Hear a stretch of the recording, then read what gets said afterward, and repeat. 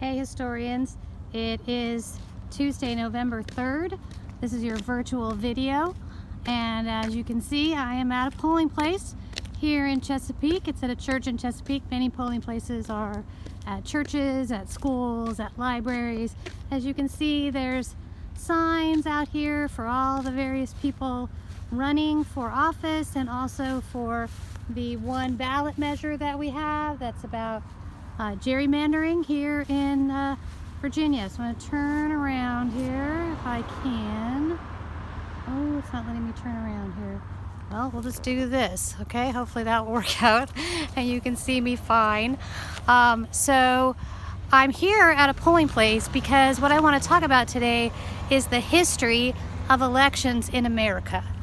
And since it's election day, it puts us a little ahead of the timeline of the American Revolution, but I thought it was important to kind of do it today because I want everyone to understand in this kind of divisive election season that our country's having right now, that this isn't news. Isn't new, excuse me.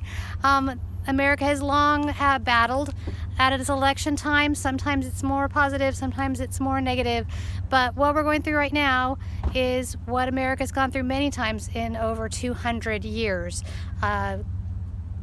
Tight elections, closely, candidates running close and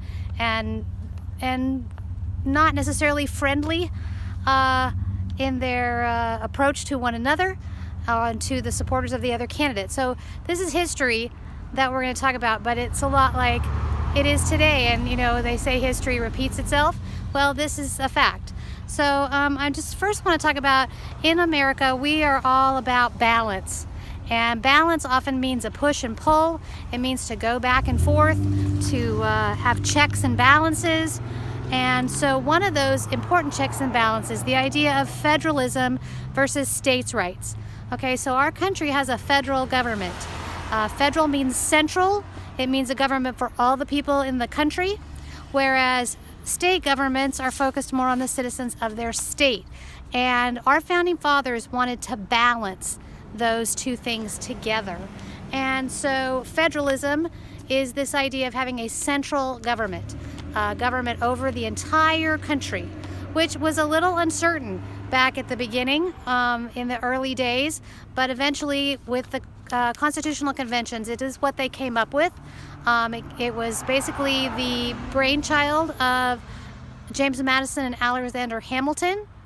They came up with this idea of our Constitution and ways to balance both federal government with the state government.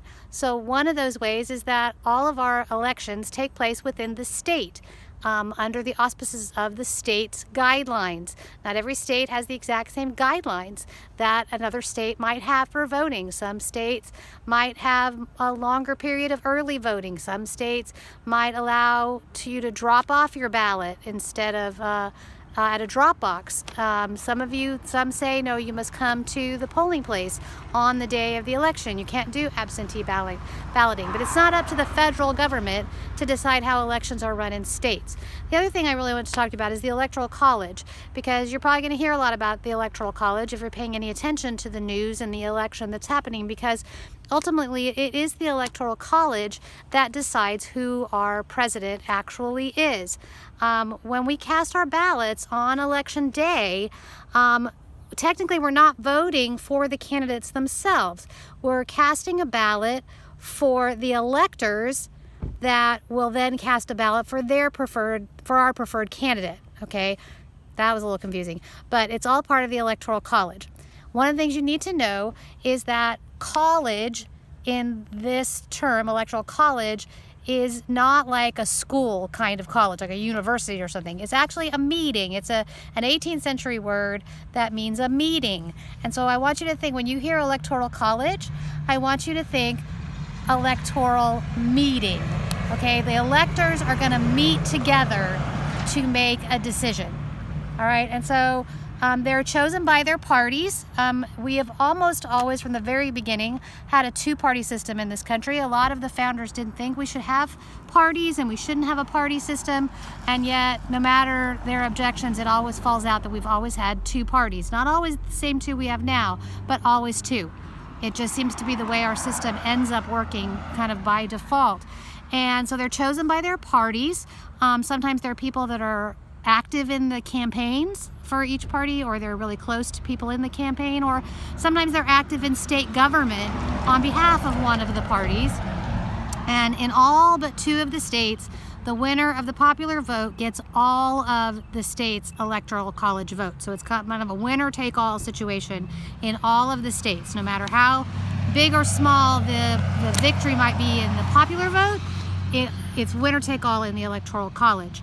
And so all told, there are 538 electors, 1 for each member of the House of Representatives, and then 2 for each senator, and 3 go to the District of Columbia, Washington, D.C., because that was added in the 22nd Amendment to the Constitution, so that the American citizens living in the government's capital would have the ability to vote as well. So after we cast all of our ballots, those of us who are over 18, American citizens, and registered to vote, those are the only 3 things that you need to be a voter in America. You need to be 18 years old, you need to be a citizen, and you need to register to vote. If you've done those 3 things, you go to the polls today and cast your vote. And so after we do that, and the governors of each state kind of says, yes, it was all done correctly, and we have our electoral lists of our electoral college members, then the electors will meet in December in their states, because it's the states that decide. And at that point, they, in their electoral college, their electoral meeting, they will cast their vote for president and vice president. And then in January, members of the House and Senate, sorry, I'm by a busy road, it's kind of noisy. Members of the House and Senate will meet in January to take an official tally of those votes.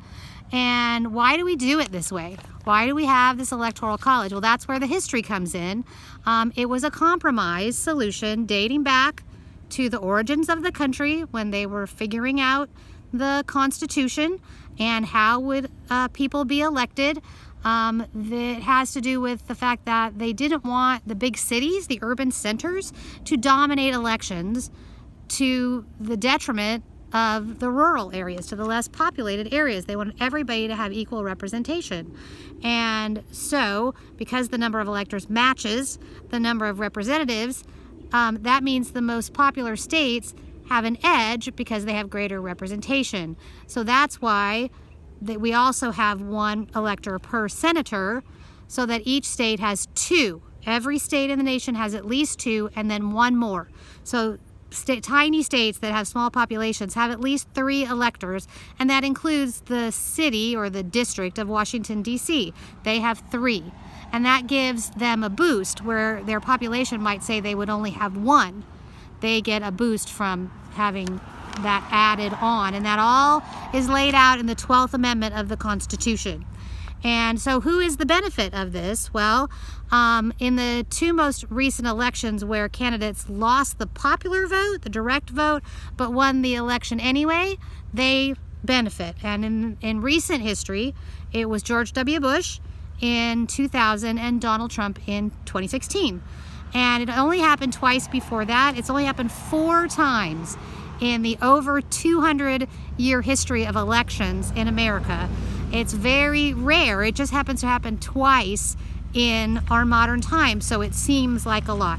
And in all 4 of those elections where they won the electoral college but lost the popular vote, they lost the popular vote by less than 3%. So by a little over 2% was the difference, was the margin. So it was super close when you look at the hundreds of millions of votes that will come in this election. So a lot of people disagree with it. They don't like it. They don't like it that Trump won the election even though Hillary Clinton won the popular vote. But it's what our Constitution says. So there's only one way to change it. And the only way to change it is with a constitutional amendment, which is a very long process that must be approved by every single state legislature in the country. It's a very difficult thing to achieve. Just recently, the Equal Rights Amendment was passed that had been in the works for, since I was a kid. 50 years. plus where they were trying to pass the Equal Rights Amendment. So passing a constitutional amendment is no easy task. So we have the Electoral College now, and we have it for the foreseeable future. So we should really understand what it is and what it does and why it's important. And it is important so that it's not just the big states that make the difference. It's that we have electors representing us according to what party we're registered with, and they are voting on our behalf, even if it doesn't perfectly match the popular vote. But as I said, it's only happened 4 times that they didn't match, and in all of those cases, the percentage of difference was tiny. All right, so the Electoral College exists for a reason, a historical reason. And that's that our founding fathers were well educated, and they knew a lot about the ancient Greeks and the ancient Romans. And they had direct democracy. Direct democracy means that every person votes for all major things. And what happens is that when something becomes particularly popular, then all the people that vote for that have all the control. And the people who aren't as fond of that popular thing, they lose their voice completely. They have no say in anything. And that is what's called in politics the tyranny of the majority, meaning majority always rules. And the little guys who don't have a majority never get their voice heard. So they created these compromises to be sure that voices would be heard, that everyone would have representation in the Electoral College, even if they didn't feel they were getting represented in another way. So it's a compromise, and it's why we still struggle with it, because compromise always makes somebody unhappy. So we have our election tradition because we were looking for something different than what they had in Britain. Of course, in Britain they have a king, a monarch. It's called a monarchical system with a parliament, and the parliament is voted for by the people.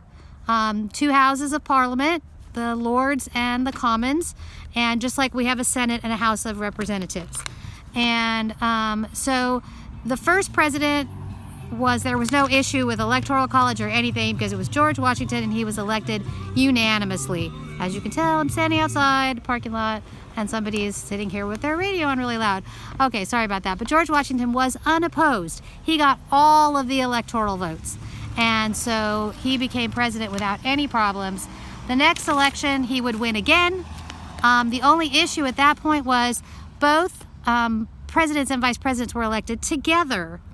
And George Clinton was the governor of New York, and he wanted to be vice president. John Adams had been the first vice president under Washington, and Washington wanted him to continue. Although they didn't always get along with each other, they had a great understanding, and they worked well together. Washington's wisdom and down-to-earthness offset some of John Adams' high-flying ideas and sometimes kind of pompous talk. They were a good team. But this guy, George Clinton, he wanted to become the vice president. This made the other founding fathers unhappy, because they didn't want Clinton to be the vice president, because he was already the governor of New York, and he had made it clear he would stay the governor of New York. He would be both the vice president and the governor of New York at the same time. And what that points out is that the vice president doesn't really have a job specifically, other than to be available if the president is somehow disabled, somehow unable to perform the duties of his office, or if the president dies, the vice president becomes the president. That's it. That's the only job the vice president officially has. Now, most vice presidents find other duties and other responsibilities and other work to do as a vice president, often things helping the president or things representing their party. But they really didn't want Clinton to become the vice president for that reason. So they did some, political backroom maneuvering and made sure that John Adams remained the vice president. So later on, not in the very far future from that time, they will make it so that the president and the vice president actually run together.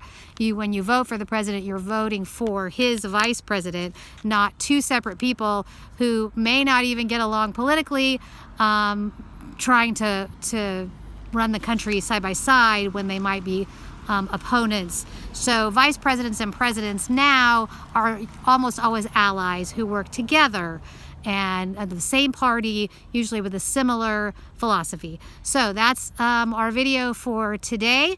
I'm going to have another video for you to watch on YouTube, so check that out in the email. Don't miss it, and I'll see you on Thursday. Bye for now, y'all.